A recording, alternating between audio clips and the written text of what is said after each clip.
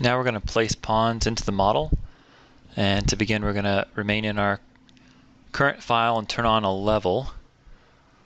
So go to my level display, and we're going to turn on the level a pond bottom. So turn that level on and zoom in to pond 1. So there's pond 1 and pond 2. Zoom into pond 1. Guess I can zoom out on both of these. Not sure exactly where it'll place in the 3D view. So pond 1 is zoomed into on view 1, which is my default model. Go and place a civil cell over here under our civil cell tools. Place civil cell as the first tool, and we're going to browse out to a civil cell. So hit the button to pick your civil cell. Underneath our basins DGN library, there's a basin, and you can see the preview window. We have a reference that is our pond bottom, and then it creates all these other elements. So hit OK. And then in view 1, follow the prompts. Select your bottom of basin, which is this shape. So data point on that. Right click to skip viewing the alternatives, and then data point to accept the civil cell placement, and it creates a pond. Right, civil cell is placed, and if I were to zoom out or move my view around in 3D, you can see that pond being created. So there's pond number 1. And now we're going to modify the volume of the pond. So in the 3D view, select the volume line. Use your element selection tool. And go over here to view 3. And click on that volume line. And go to properties.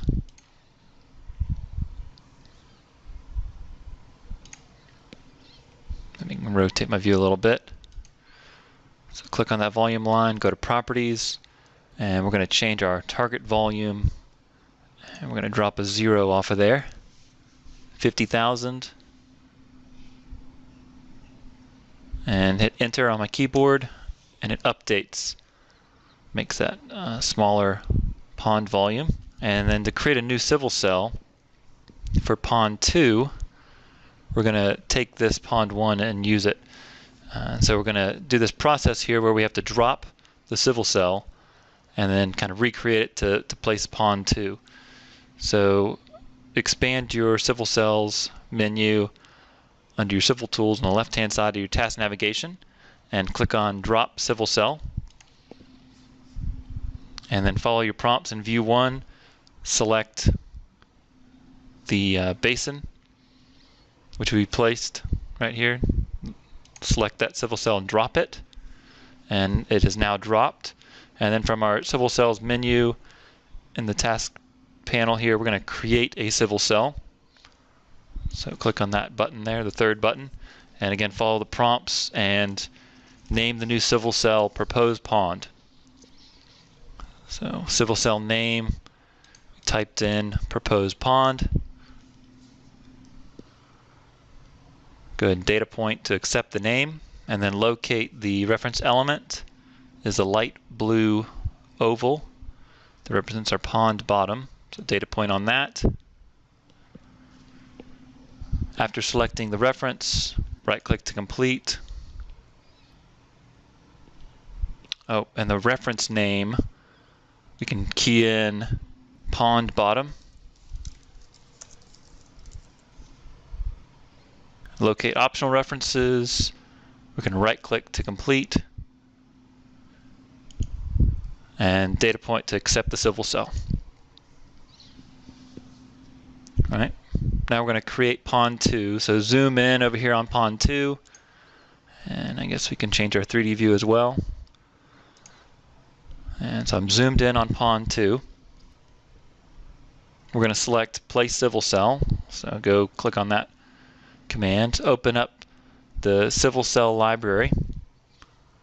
So browse there, and it should have placed a new civil cell in the active DGN called proposed pond. Select that, proposed pond, and hit OK. when it asks you to locate the reference element, try to select the pond bottom outline to place the civil cell, and notice the prompt. Reference element has no active 3D. So we have to create a vertical geometry for this shape that we have. The horizontal geometry, we don't have a vertical geometry, and the vertical geometry has not been set active. So there's no 3D. There should be 3D over here. Okay, so right click to cancel that. We're not going to place the civil cell just yet. We'll come back to that. We need to open up the vertical geometry tools over here on the left-hand side. Go to vertical geometry and select your profile by constant elevation. And we're going to create a profile by setting the elevation to 194, giving it a name of Pond 2. So locate the first element, which is our pond bottom for Pond 2. And then right click to end. Key in your elevation if you haven't already, and then data point to accept. So we're still in the command and creating vertical geometry. We're done with that. It created the vertical geometry, but it didn't set it active. So what we need to do is go back to our element selection, data point on the horizontal geometry, and go over here into our element information and expand our settings. So this complex shape should have an active vertical. Actually, let me see if I can. I didn't see that in my element info, so let me just open up a profile window. So left click on that, open profile model, and open up another view. Throw it in view 4, and there should be a profile here. It looks like it is the active profile, right? So it automatically set that active. I can close this profile view. Now we're ready to place the pond. So that level must be turned off in our 3D model, or else we would actually see that shape appear in 3D. So let's give it a shot now that there is an active vertical geometry on there and there is a 3D element to that. Select your Place Civil Cell tool. Under Civil Cells, Place Civil Cell. And we're doing Proposed Pond. I guess I can double check that. The active DGN Proposed Pond. Hit OK. So I've got my civil cell selected. I'm going to locate my reference element, and then we're going to right click to skip the alternatives and data point to accept the civil cell placement. Now the pond is created. You can see it here in my 2D and also over here in my 3D model. And we can even switch our view to a transparent view or some other view to visualize this a little bit better. Using our MicroStation tools,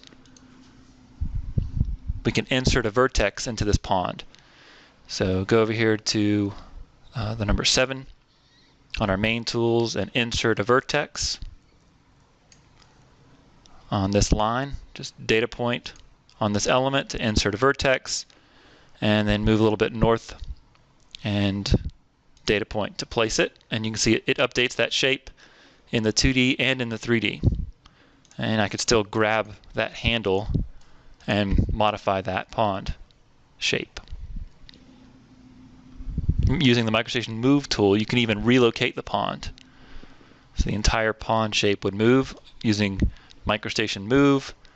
Just grab this pond and let's move it over to the right. Data point and everything updates in the 2D and in the 3D view. All right, so that's placing a pond.